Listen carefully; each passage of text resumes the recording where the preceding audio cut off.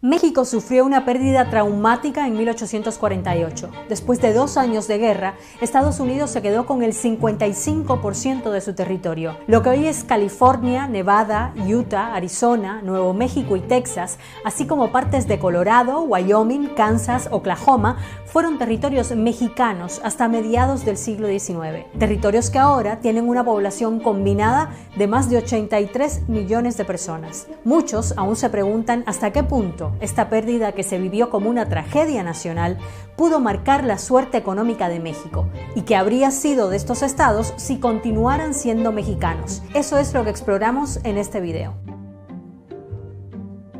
Empecemos por decir que México no solo perdió más de 2 millones de kilómetros cuadrados, sino que además esas tierras se convirtieron después en un emporio de riqueza. Con una población actual de 39 millones de personas, California, el llamado Estado Dorado, es el símbolo por excelencia del optimismo económico estadounidense y el más innovador y próspero, con un Producto Interno Bruto de 3 billones de dólares, el mayor de Estados Unidos. De hecho, hay cálculos que aseguran que si California fuera un país, sería la quinta economía del mundo. Por su parte, Texas, con 29 millones de habitantes, es el epicentro mundial de la industria energética y tiene por sí solo un Producto Interno Bruto de 1.8 billones. Es menor que el de California, pero mayor que el de todo México, que es de alrededor de 1.2 billones de dólares.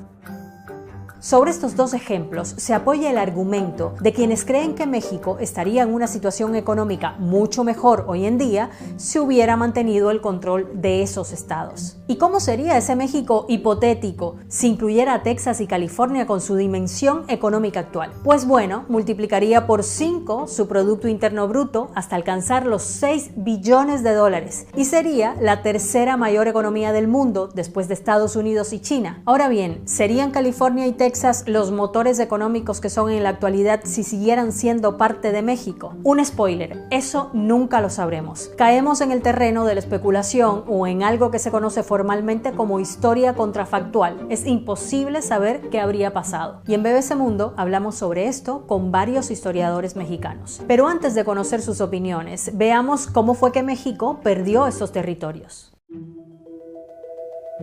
Tras su independencia de España en 1821, México poseía casi 4 millones de kilómetros cuadrados, pero los 11 años de guerra que desembocaron en su independencia habían dejado al país profundamente desgastado y empobrecido. Y como la región del norte estaba muy despoblada, para mejorar su economía, México vendió tierras y promovió allí el asentamiento de colonos. Pero a partir de 1830 empezó a crecer un movimiento independentista tejano impulsado por colonos estadounidenses. Como México nunca reconoció ese proyecto independentista, los tejanos buscaron el apoyo de los vecinos del norte y al final, en 1845, Estados Unidos anexionó Texas a su territorio. Pero además, después le declaró la guerra a México. Con una fuerza militar muy superior, en 1846, Estados Unidos invadió el norte de México, llegando incluso hasta la capital. Y no se retiró hasta la firma en 1848 del Tratado de Guadalupe Hidalgo, en el que México se vio obligado a aceptar el río Bravo como la frontera sur de Texas y a ceder los territorios de Texas, California y Nuevo México, que sumaban más de la mitad de su territorio.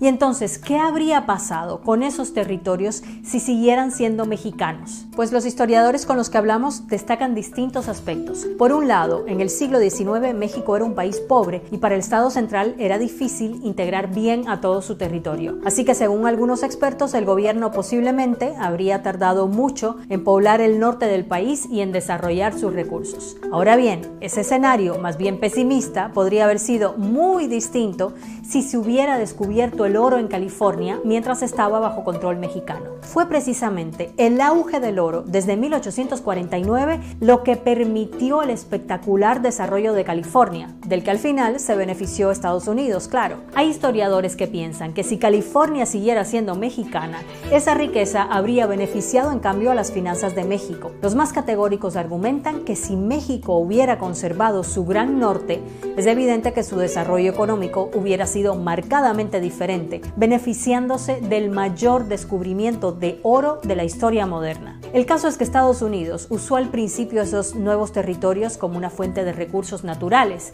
desde el oro hasta las tierras agrícolas. Pero la región siguió creciendo en parte gracias al fuerte impulso industrial del país unificado después de la Guerra Civil o Guerra de Secesión que enfrentó a los estados del norte con los del sur de 1861 a 1865. Y estos territorios se siguieron desarrollando en el siglo XX más allá de sus riquezas naturales. Por ejemplo, las huertas frutícolas de una gran zona del norte de California se transformaron en Silicon Valley, la capital tecnológica mundial, mientras la economía del sur de California continuó prosperando por el impulso de Hollywood, una industria inigualablemente estadounidense. Y Texas, sin tener los yacimientos petroleros más grandes del planeta, se convirtió en la capital mundial de los empresarios petroleros. Del otro lado, México enfrentó una situación muy difícil en el siglo XIX. Era una nación pobre, marcada por la inestabilidad política, que tuvo por vecino al país que iba en camino de desarrollar la economía más dinámica del mundo. Y se podrá especular cuál habría sido el destino de estos territorios